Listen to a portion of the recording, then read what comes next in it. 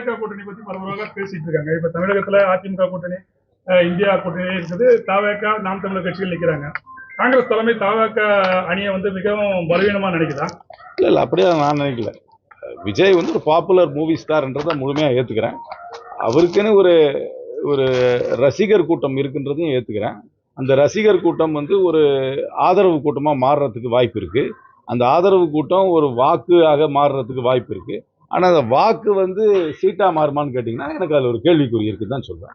அவங்க கட்சிக்குன்னும் command and control ஸ்ட்ரக்சர்லாம் வரல. அது ஒரு பெரிய ஒரு ஆர்வமுள்ள ரசிகர் மன்றமாக தான் இருக்குது. ஒரு கமாண்ட் அண்ட் கண்ட்ரோல் ஸ்ட்ரக்சர், மாவட்டத்தில் நிர்வாகிகள், ஒருத்தர் சொன்னால் கீழே கேட்குற அளவுக்கு அந்த மாதிரி எல்லாம் இன்னும் ஸ்ட்ரக்சர் வரல. அது பிற்காலத்தில் வரலாம். ஆனால் அவங்களுக்கு கணிசமான வாக்கு வரும்ன்றதுல எனக்கு எந்த விதமான சந்தேகமும் கிடையாது. நகர்ப்புறத்தில் கொஞ்சம் கணிசமாக வரும், கிராமப்புறத்தில் கொஞ்சம் கம்மியாக வரும். ஆனால் இந்த வாக்கு வங்கியை வச்சு மட்டுமே இந்த வாக்கு வங்கி வாக்காக உறுதியான வாக்காக மாறி அது சீட்டாக மாறுமான்னு கேட்டா எனக்கு அது ஒரு கேள்விக்குறி இருக்குதான் சொல்லுவேன். ஒரு மிகப்பெரிய தேசிய கட்சி தாவேகாவோட கூட்டணி அமையும் போது வெற்றியை அப்படி நாங்க சொல்லவே இல்லையே. நாங்க தான் திருப்பி நான் சொல்றதுக்கு முன்னாடி சொன்னேன். நாங்க இந்தியா கூட்டணி நாங்க தலைமை தாங்குறோம். திராவிட முன்னேற்ற கழகம் இந்தியா கூட்டணியில் இருக்கு.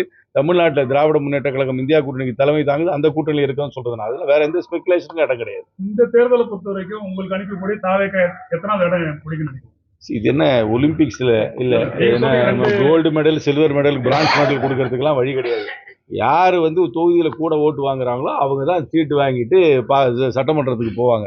அந்த வகையில பார்க்கும் பொழுது நீங்க கடந்த கால சரித்திரத்தை பார்த்தீங்கன்னா கணிசமான வாக்கு வாங்கினாலும் அது சீட்டா மாறாது. ஏன்னா அது ஃபர்ஸ்ட் பாஸ்ட் போஸ்ட் சிஸ்டத்துல சீட்டா மாறாது. விஜயகாந்த் தனியா நிற்கும் போது ஒரு ஓட்டு வாங்கி வந்துச்சு அவருக்கு, ஆனா சீட்டா மாறல. அதே மாதிரிதான் சிரஞ்சீவிக்கு ஒரு ஓட்டு வந்துச்சு, ஆனா சீட்டா மாறல. சீட் கன்வர்ஷன்ன்றது வேற. ஏன்னா இந்த ஃபர்ஸ்ட் பாஸ்ட் போஸ்ட் சிஸ்டம்ல அது ஒரு காம்ப்ளிகேஷன் இருக்கு. வாக்கு வங்கி இருந்தாலும் அது சீட்டா மாறாது. அந்த மாதிரி வாக்கு வாங்குவாங்க. அதுக்கப்புறம் அவங்களுடைய நடத்தை, அப்புறம் அவங்க தொடர்ந்து அரசியல் கட்சியாக எப்படி அவங்க உருவெடுக்கிறாங்க, கமாண்ட் அண்ட் கண்ட்ரோல் ஸ்ட்ரக்சர்ஸ் எல்லாம் உருவாக்குறாங்களா, தேர்தல் இல்லாத நேரத்தில் அவர்களுடைய செயல்பாடு எப்படி இருக்குன்றதா ரியல் டெஸ்ட்.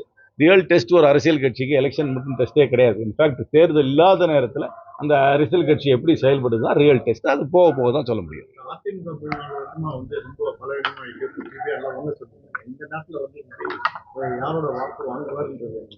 என்னை பொறுத்த வரைக்கும் விஜய் ஒரு பரவலா எல்லார்கிட்ட இருந்தும் வாக்கு வாங்குவாங்க.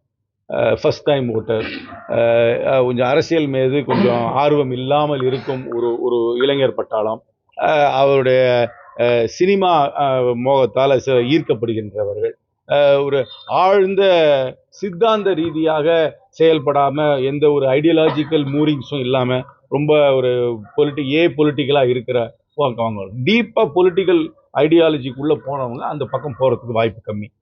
ஐடியாலஜி இல்லாம ரொம்ப ஒரு சூப்பர் ஃப்ளூவஸா ஒரு ஜென்ரலா இருக்கிறவங்க, அதுவும் ஃபர்ஸ்ட் டைம் ஓட்டர்ஸ், ஒரு டீப் பொலிட்டிக்கல் அட்டாச்மெண்ட், அரசியலை பற்றி சித்தாந்தத்தை பற்றி அதிக ஒரு பற்று இல்லாமல் இருக்கக்கூடியவர்களோட வாக்கு போலாம். அதெல்லாம் பரவலா போறதுக்கு வாய்ப்பு இருக்கு. 1,26,00,000 மனங்களை வென்ற தந்தி டிவி யூடியூப் சேனல், தவிர்க்க முடியாத தம்ப்நெயில்ஸ், கலக்கலான கான்டென்ட்ஸ். நீங்களும் இந்த குடும்பத்தில் இணைய இப்பவே சப்ஸ்கிரைப் பண்ணுங்க. அசுரபலம் கொண்ட எங்கள் டிஜிட்டல் கரங்களில் உங்கள் விளம்பரங்களை சேர்க்க வாட்ஸ்அப் பண்ணுங்க.